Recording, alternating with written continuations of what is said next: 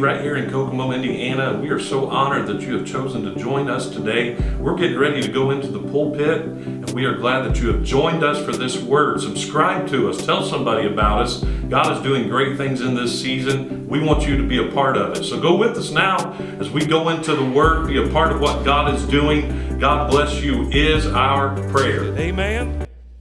Joel 2:25 says, "And I will restore to you the years that the locust hath eaten, the cankerworm and the caterpillar, the palmer worm, my great army which I sent among you. And ye shall eat in plenty and be satisfied, and praise the name of the Lord your God that hath dealt wondrously with you. And my people shall never be ashamed. And ye shall know that I am in the midst of Israel, and that I am the Lord your God, and none else. And my people shall never be ashamed." Go with me to 1 Kings 18 and 41, one verse. "And Elijah said unto Ahab, Get thee up, eat and drink, for there is a sound." Somebody say, there's a sound. There is a sound of abundance of rain. Lord, I thank you today for what you've entrusted me with. Lord, you called me, Lord, from a young age to do something, Lord, of a great status, and I feel unworthy. But Lord, I know it's only by your power and your spirit that we are able to accomplish what is being done today. I can't do it. I can't accomplish it. But Lord, the word that is in me and the anointing, Lord, that is upon me, Lord, can accomplish everything that is needed to be done. I pray for souls, Lord, that are hardened in their heart. Those, God, that are tired and weary and looking everywhere but the right place, we'll give it all today. We'll turn all of it to you. Lord, I pray conviction flow in this house. I pray conviction flow also, God, on those that are saved but they're cold and indifferent. Lord, they've grown accustomed, and Lord, they've become comfortable. Speak to us today. God, it's not just another sermon, but God, this is the greatest opportunity in my life to do what you've called me to do. Lord, we would never want to stoop to be a king or president when you've called us to do ministry. No greater calling, no greater work than this. Let us be not only hearers of this word, but God, let us be doers of it. In the name of Jesus. Somebody say, in the name of Jesus. Shout amen and give him thanks today.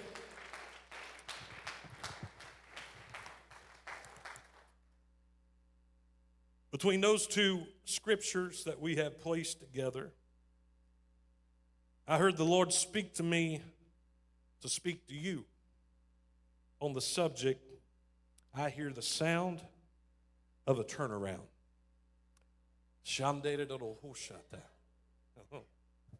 The sound, oh, thank you, Holy Ghost.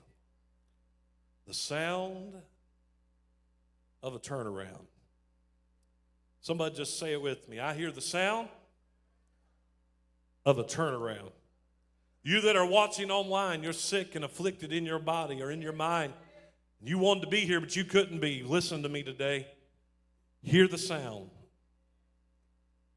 of a turnaround.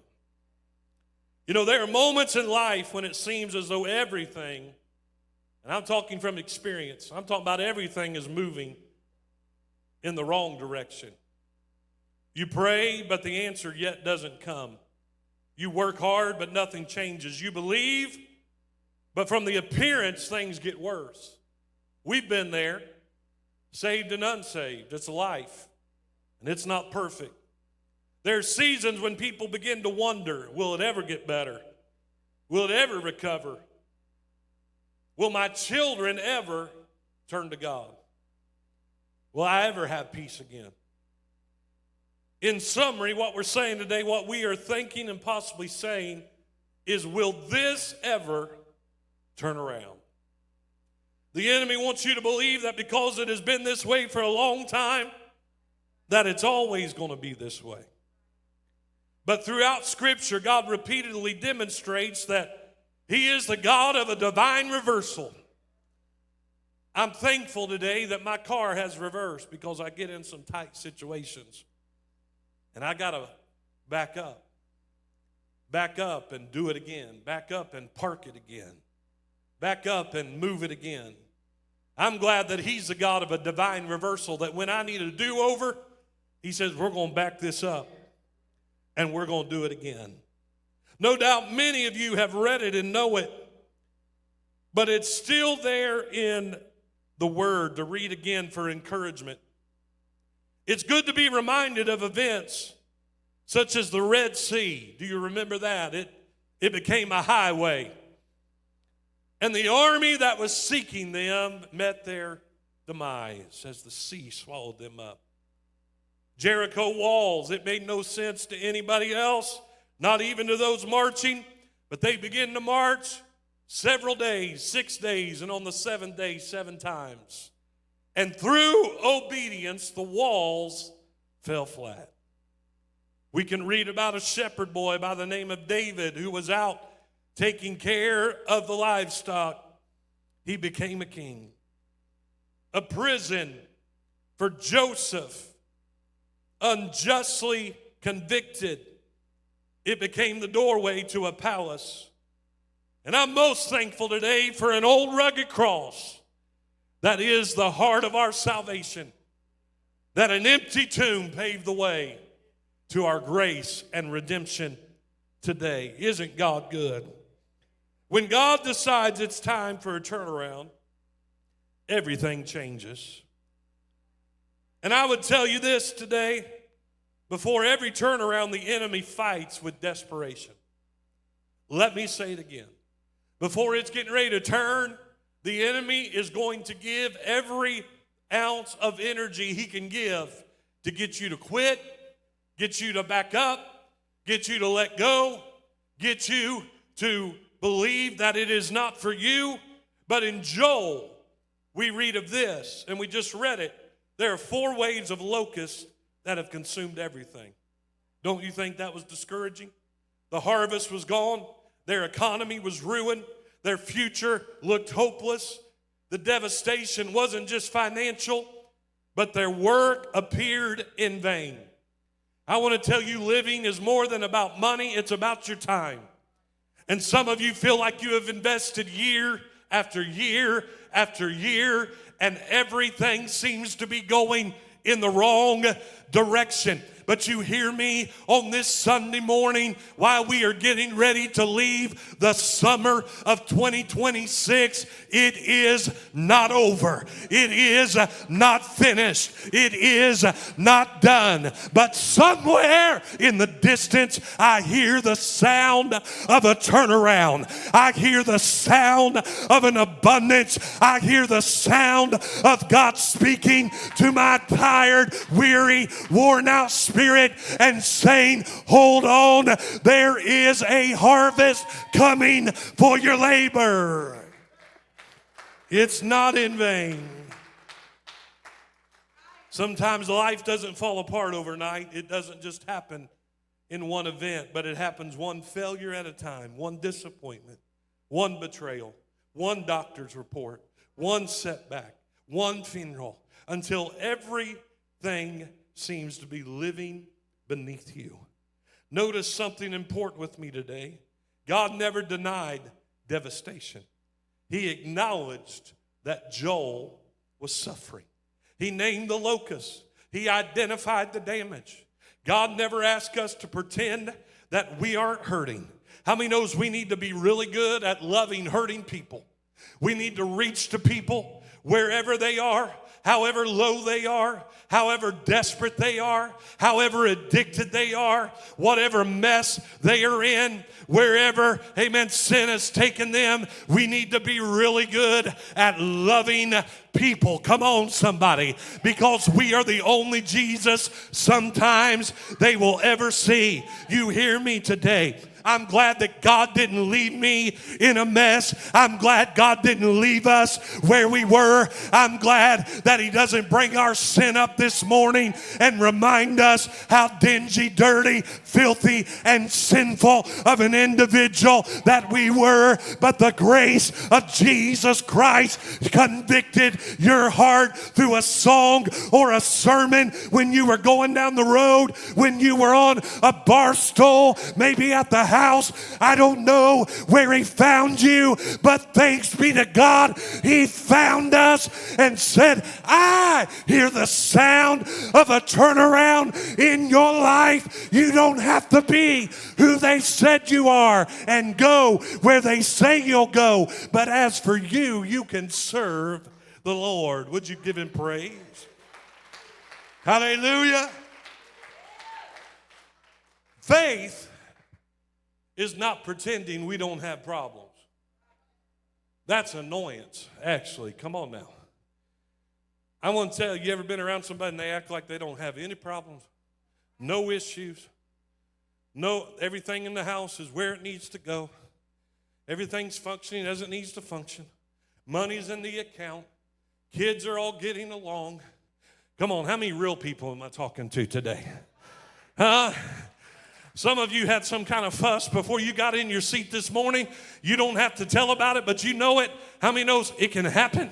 Amen. Kids fussing on your way to church, upset they had to wear what they got on, upset they had to get up, upset it's lasting too long and the preacher is preaching too long, amen, upset about life, upset about the job, upset about an unexpected phone call, upset about this and about that. How many knows that is real everyday life? And I'm preaching to real people. You've got a real pastor. If you cut me, I'll bleed, but it is the blood of Jesus Christ and the love of God, whose mercy and grace flows like a river and reaches to where our mess is and wraps his arms around us, cleans us up, picks us up, and tells us you can do it again.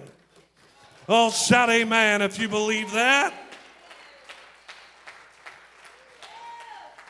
We don't have to deny our problems. We just have to acknowledge our God.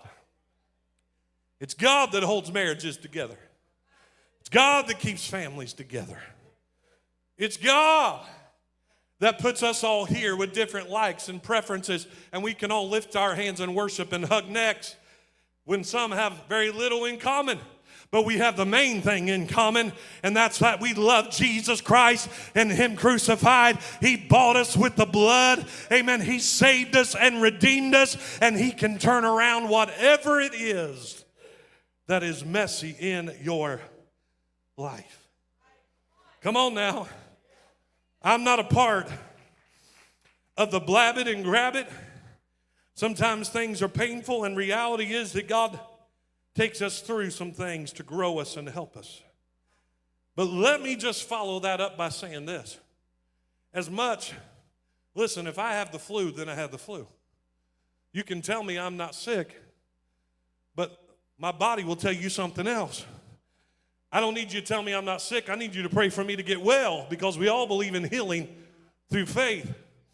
There's a movement that say, oh, no, you're not sick. You're not sick. No, I'm sick. I am sick. The effects say I'm sick, but through faith, I'm healed. See the difference in that? We acknowledge where we're at, but we speak to what we are going to be through faith. So as much as I'm not part of the blab it and grab it, I'm also not part of the doubt it and do without it, because he said you can speak to the mountain and it'll move and be cast into the midst of. He said you can speak to the things that are not as though they are. You can say be healed and they'll be healed. You can declare the works of the Father and watch it manifest in your life. Could you give him thanks? Don't you doubt and do without it. I said there's a sound of a turnaround. Somebody say it. I hear the sound. I hear the sound. Oh, say it like you hear it in the spirit. I hear the sound of a turnaround. Now praise him like you believe it is coming. It might just show up here today. The enemy can destroy fruit, but he cannot cancel God's purpose. How do I know? Joel told us. The locust devoured it. The cankerworm, the palmer worm, all kinds of the insects, the bugs, they got in the harvest. You better protect that harvest and rebuke the devourer, because the enemy has a plan to devour everything God has built up in your life. He has a plan. That's why we read this declaration every week. It's not because you have an abundance of finances, or you got a raise, or maybe you didn't get anything. But how many knows you got to rebuke the devourer of what you do have and say, I'm going to do what God said do, and allow him to take care of the rest, because it's God that gives the increase. The locusts ate everything they could see, but they could not touch God's covenant. One of Satan's greatest strategies, he wants to confuse temporary loss with permanent defeat. That's a word for somebody. He wants to tell you because it's gone now and you've lost it temporarily, that it'll always be this way.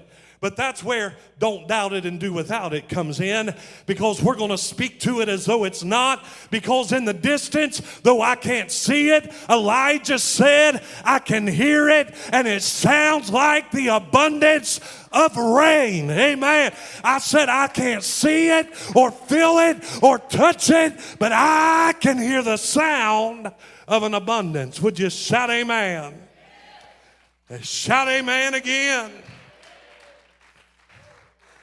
I've got good news. I'm not done preaching yet, and I still got a ways to go, but I believe it's going to bless your heart today. Amen. That's the good news.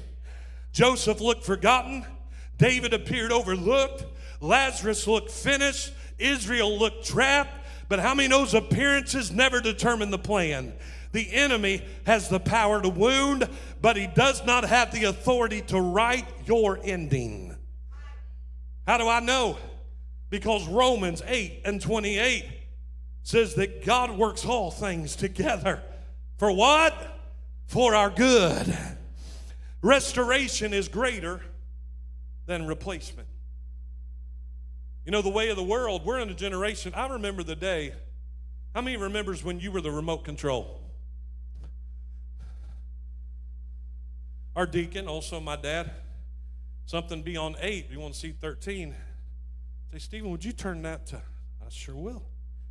Remote control right here. Click, click, click, click, click. And you click at every channel. 9, 10, 11 until you got to 13. And in those days when something went wrong with that TV, that priceless jewel that sit on the floor that you look down at, and we wonder why we have neck problems in our 40s. Now everything's up, and our neck hurts the other way. Then everything was down. And you were in real high class if you had a VCR to play your VHS tape and tape a show while you were gone, because you wasn't going to miss church to watch it, but you were going to watch it on that VHS. A lot of people, it's sad, my son doesn't know what that is. They're missing it. And that day when it went out, you called the repairman to fix it. Anybody remember that? Come on, some of you are a lot older than me. We're playing like you don't know. Yes, you did. You had him to your house, the refrigerator repairman. But now, if you ever notice, the TV goes out, at least in our case, you're looking for the next deal to get that thing off your wall to get the new one up. You're not interested in repairing it because it's not cost effective. And so instead of restoring, used to, it was restoration, now it's replacement.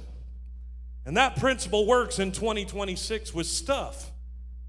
And I'm going to really date myself when I use this line that a lot of you use. They don't make stuff like, see, you're with me. They don't make it like they used to. So we just throw it away, Brother Troy, and we replace it. There are a few things when it comes to instruments and all those things and that kind of niche I'm familiar with, then you fix it. Treasures. But common technology, you just get the next one. But I want to tell you the principle of God says restoration is still greater than replacement. The enemy is set out to replace you, but God is set out to restore everything you've lost. Come on now.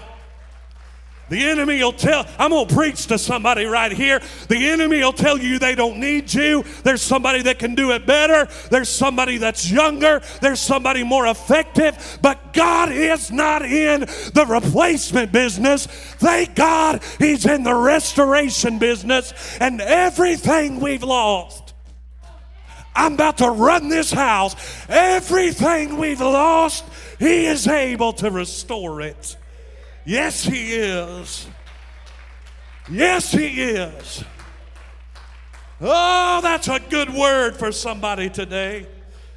Pastor, show me Bible for it. I just read it to you. He said, I'll restore unto you the years, not just the days or the weeks or the months. I don't care if you're on your 25th marriage and getting ready to get divorced right now. My God is able to fix your mess and redeem you from the place you're in. I don't care where you slept last night, what you smoked last night, what you drank last night. My God is able to restore the lost and redeem and save and deliver. If I didn't believe it, I'd preach somewhere else. I said He's able. He's able. Yes.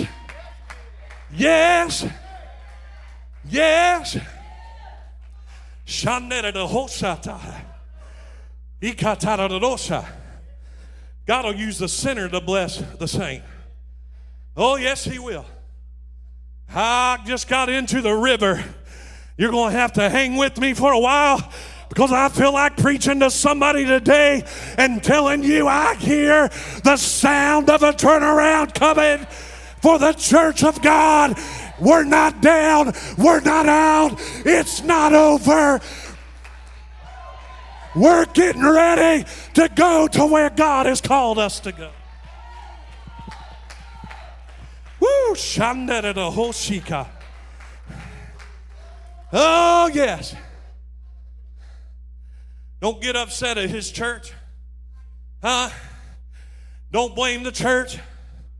People will do crazy things because they're people. People are flawed. And just because somebody in the church did something that you thought represented the church, God's church is perfect. I want to tell you, we're messy. We're flawed. People say things you'll think you didn't think before that came out of your mouth. Sometimes intentional, sometimes not intentional. But don't you blame the church of the living God for your place in life. Be a part of His work and His labor and His calling, because the calling of God is without repentance. Hallelujah. Had an individual the other day, things that happened in their life led them to a dark place in sin, working hard to do better. There was a job I needed done. Was going to pay them just like we pay every other contractor. And believe me, we have to pay contractors, repairmen. Always something breaking.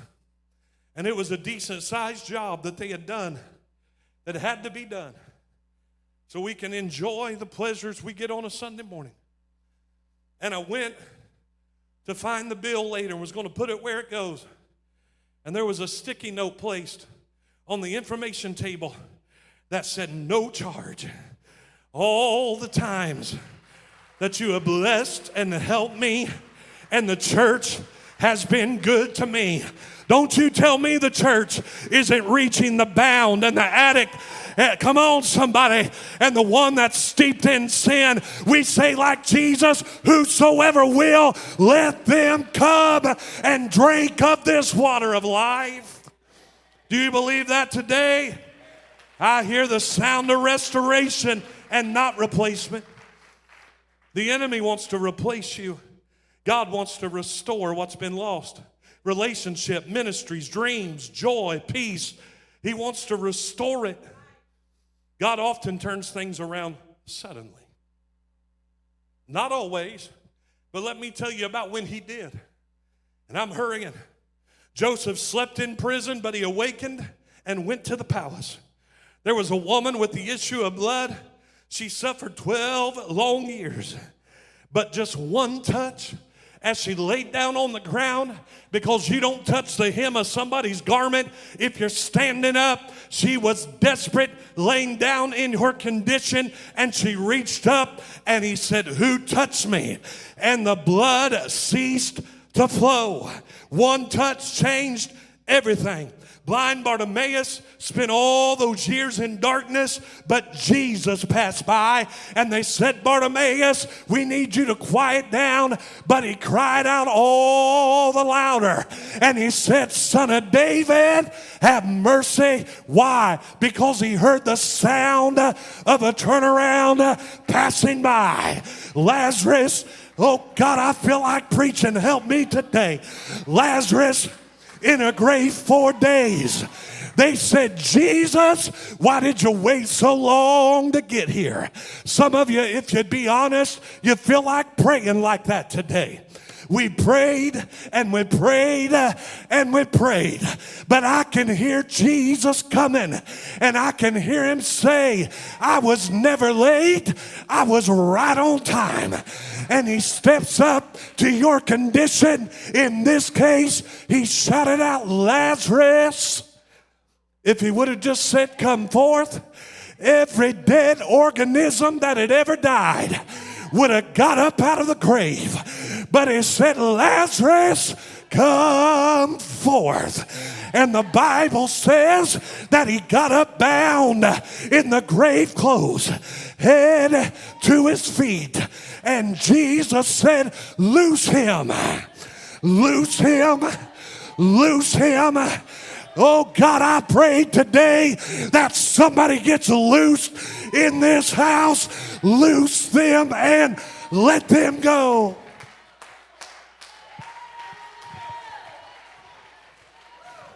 Oh, you better watch out. Your pastor has done got in the river, and the Lord is here to tell somebody there is a sound of a turnaround coming in your life.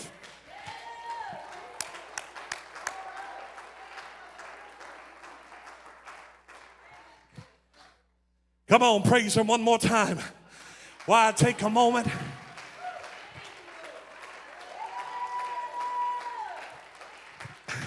I believe some of you about to get in that river. Oh, yes.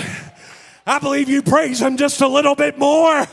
That sound is getting closer to where you are today.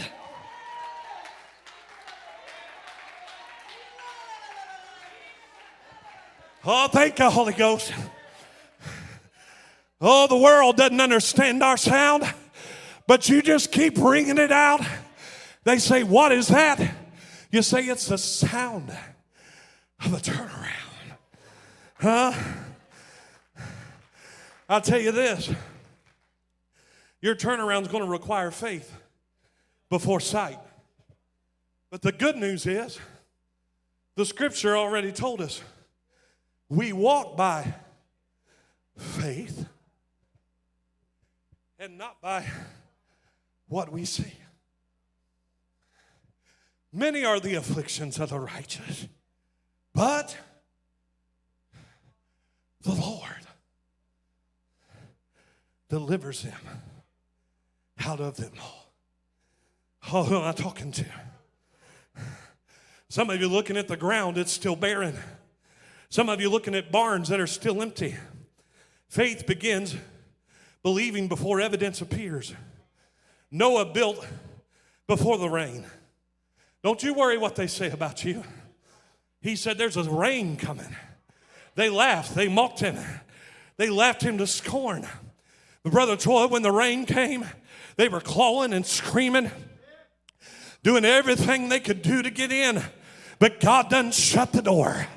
I want to tell you, we better get in while the sound is here, while the Spirit is moving, because there's coming a day. He said his Spirit would not always strive with the man, but I'm thankful it's here today, and I'm thankful that we've got the real thing. I said it's the real thing. When I'm hot, like right now, and you take that Coca-Cola, and you pull that tab back, Brother Toy, you can taste it before it ever gets open. Man, you're just anticipating. You want to go get you one now, right now. And you pull that tab back. Huh? And it cracks just right. And if it does what it needs to, just a little bit of foam come up over the top. Man, you take that first sip, it burns your throat like fire. And you say, thank God for the real thing. I like Coca-Cola, but I want to tell you, in the spirit realm, I wouldn't trade this for all the money, all the applause, whatever they give. I wouldn't trade it for all that in the world. I've got the sound and it works. Joshua marched and then the walls fell. And Elijah, oh brother Elijah, man, there'd been a drought. It'd been terrible. People dying in a famine. People thirsty. People hungry. I believe that's where the church is getting ready to go into, in a world that is so dark and hungry and thirsty for truth that they have to turn to us. I'm thankful for people like Sister Gail Tiki. They checked her out today to get her to the house of God because she wanted to be here. Oh, yeah. Every time I go see her, she loves on us and talks about Boston. Amen. Loves the unlovable. I'm just kidding. She'll say, you know, people in ministry will expect him to be perfect, but he's not perfect. Say, Sister Gail, you're right. Oh, you are right. She said he shouldn't have to be. We just love him like he is. And I say, in the church of God, I'm thankful that in my mess and in my flaws and in my imperfection, that his spirit came to me. One day there was a sound of conviction that said, you can do better, you can do more, you can go further, you can be somebody, but you're going to have to allow me to perfect what is imperfect. How many knows he told us to strive to be like Christ?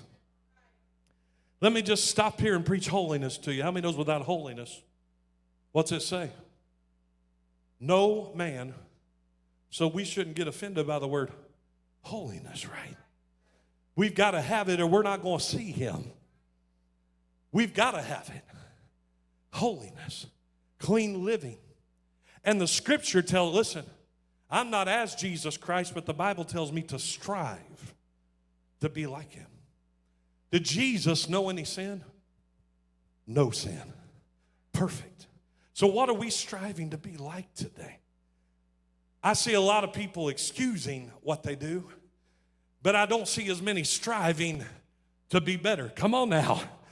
There's times I don't get it right, but God doesn't excuse it. He wants me to repent and rise above it and do better. How many knows the church of God is going to have to rise up and get up? Because if we know it, we're accountable for it. And if we're accountable for it, we're going to be judged for it. And if we're going to be judged for it, I want to do better in every area of my life to be like Christ. Amen? That might be tight, but it's right. It's right. Hallelujah. I used to use a line with Dad, everybody's doing it.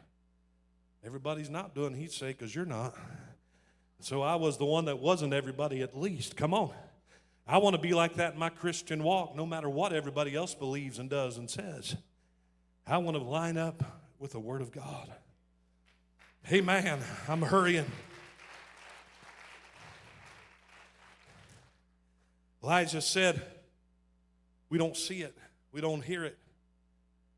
The servant said, I'm going to go back down. He said, go again. 1, 2, 3, 4. I want to tell you, it's easy to get discouraged when it doesn't happen after a few times. He said, go again. He came back on the 7th time. I mean, they went 6 times and saw nothing. In a drought, they're starving, they're thirsty. He said, listen, prophet, I see a cloud, but it's only this big. It's the size of a man's hand. Listen, I love the great, incredible moves of God. I've been in them, I love them, and I cherish them. But sometimes God moves and God speaks through something that seems so small. Elijah said, that's it. That's what? That's the promise we're waiting on. But it looks so small. He said, get up, get your chariot, and get running. There's a sound of abundance of rain in the distance. Small beginnings can produce great turnarounds. Don't let anybody despise your small beginning, small opportunity, small obedience. God honors what you're doing and how you're living. Faith prepares us for what God has promised. As they come to the music today, I'm not done, but I'm quitting. Famous line, right? You say, does he ever get done? No, not really. I'll go home and preach 4 more points in my head. During World War II, there were the sound of helicopters. Soldiers stranded in enemy territory, no way out. They've been cut off from their unit. They were low on supplies. They were surrounded. There was no visible help at all on the horizon. One of the two stopped and said, listen.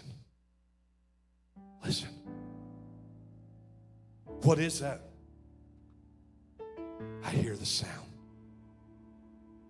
You hear the sound of what? Laying there in enemy territory, fighting for their life, fighting for survival, waiting on the inevitable. One of them said, I hear the sound. At first, no one besides him could hear it. After a few moments, the faint sound began to rise above the noise of the battlefield and the rhythmic thumping. They could hear that propeller in the distance. They heard the rhythmic thumping of helicopter blades, and they didn't see the aircraft. It was still beyond the trees and the hills. But they knew what the sound meant.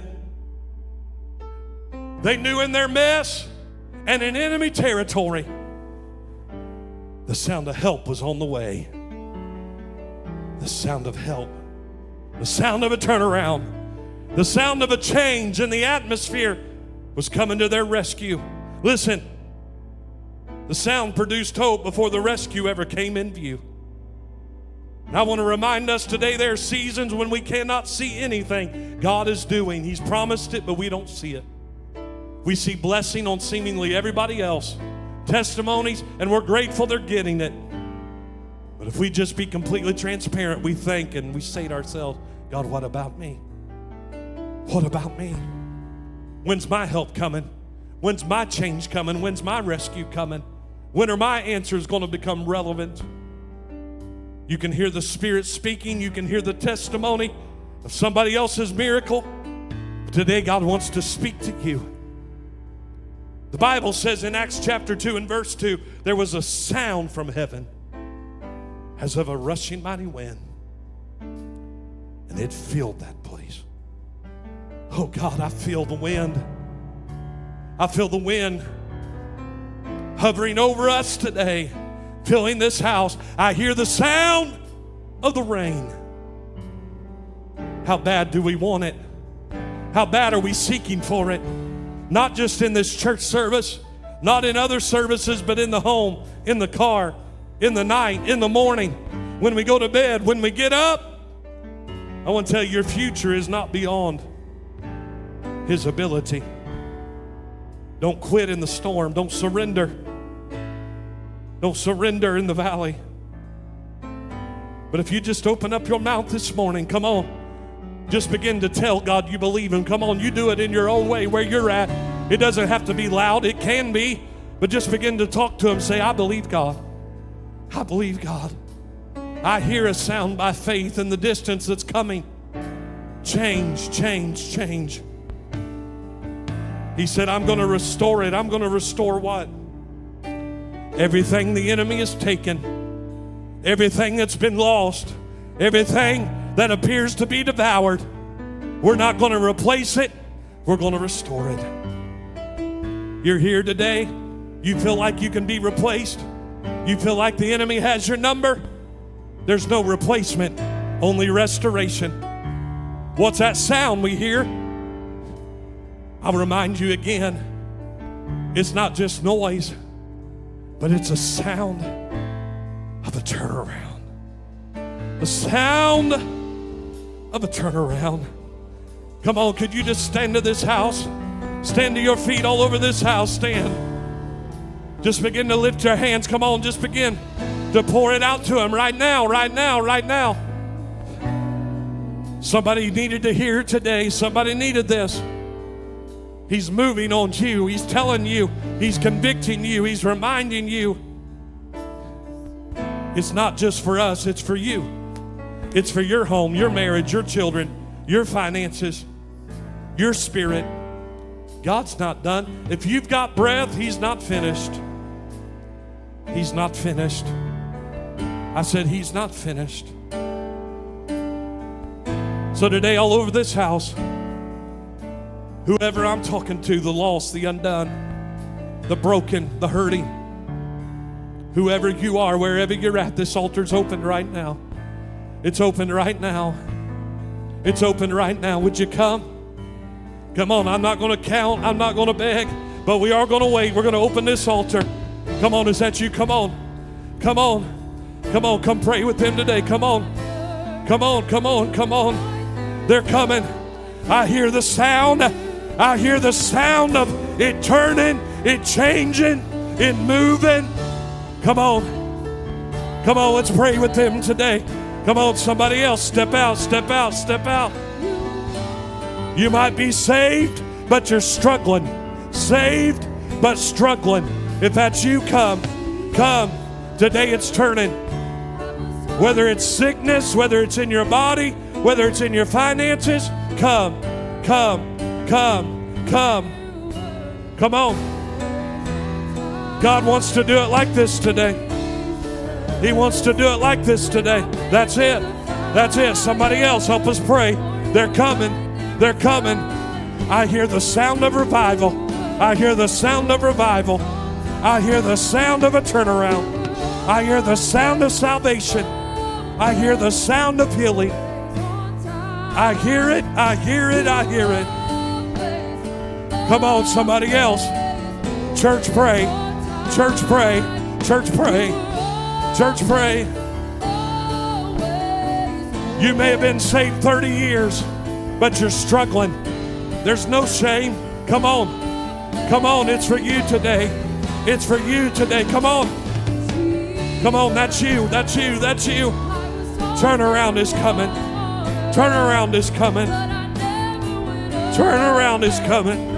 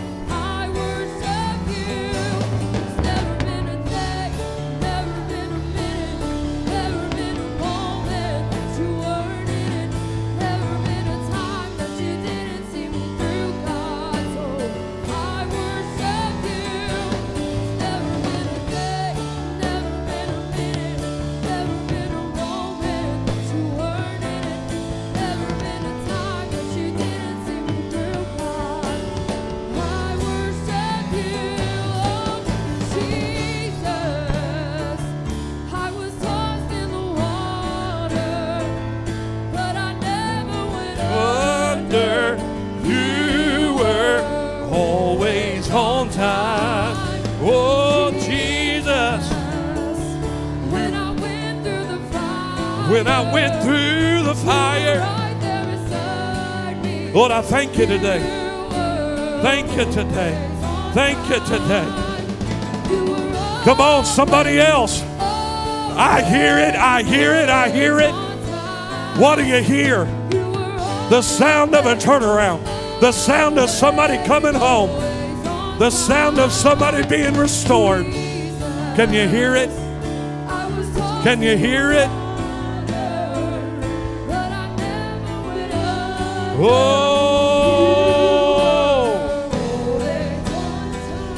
oh Jesus. Oh, I hear it coming. I hear it coming.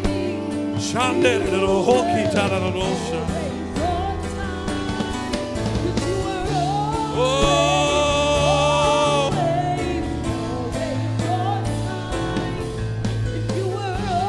God, do it. Come on. He's not done yet. He's not done yet. Somebody's worried what somebody will think. You're struggling with it. I feel that. The enemy's fighting you right where you're at. Come on. This is breakthrough today. Somebody got in the river. I felt it change while I was preaching today. I felt the help come in the room. I felt the help. Come on. This is not another Sunday as usual. This is an opportunity. This is an opportunity for you to push the enemy back. For you to push the enemy back. Come on. Today's your day. Today's your day. Today's your day. Come on, step out and come. Step out and come. Don't let everybody else do what they're supposed to and you go home with regret. God's got it for you. I'm going to say what the Spirit's saying. You're struggling. You're struggling. And you've been struggling. And you feel like it's too far gone. You feel like the dream has died. You feel like what was supposed to be is what has been. Today, God's saying, you can have the restoration if you'll come take part of it. You've got to take the first step. Who am I talking to? You've got to take the first step. Come on, He's doing it here, but He wants to do more. Come on. Is that you? Come on, while they sing, step out. Step out. We'll meet you here. We'll meet you here. We'll meet you here. Oh, come on. Oh, I worship you. Never been a day, never been a minute that you weren't in it. Oh, I worship you. Oh, never been a minute.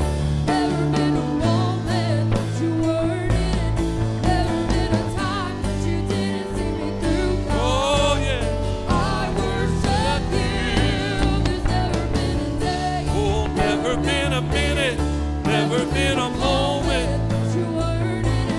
never been a time. Oh, I worship. Do it, God, do it, God, do it, God. I was lost in the water, but I never went under. You always. Oh, Jesus. Jesus, Jesus, Jesus, Jesus. Oh, Jesus, Jesus.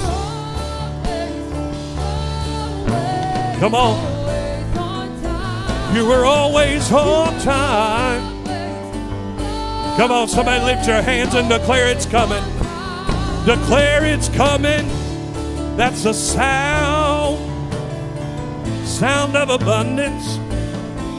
Oh, Jesus, Jesus, Jesus, Jesus. Jesus, Jesus, Jesus. You were always on time. You were always on time. You were always. You were always on time.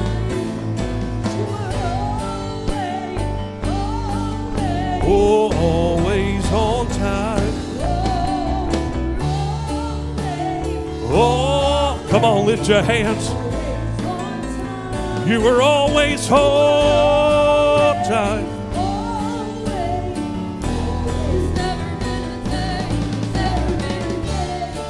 God saved you. What's your first name? We prayed a lot for you. You're in a car wreck. What's your first name again? Glenn, yeah. Did a lot of praying for Glenn. Yeah. I remember. God saved you. You'll come back seeing, okay? He'll help you. He'll help you as much as we can. And your desire will help you the rest of the way.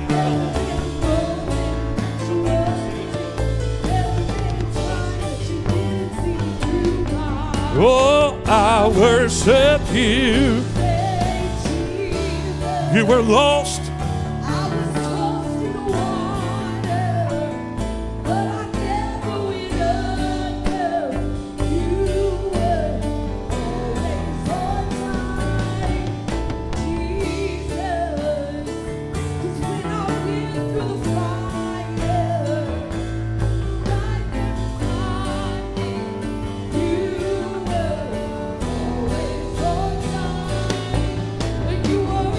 Wow, we are always thankful for the anointing of God when He shows up and does what He does best. We are grateful. What a service today. What a word today that God chose to deliver. And we are always thankful when He chooses to deliver it through us. Write us. Let us know how He blessed you through that. Let us know how we can be a blessing to you. Tell somebody about the goodness of God. God bless you is our prayer today.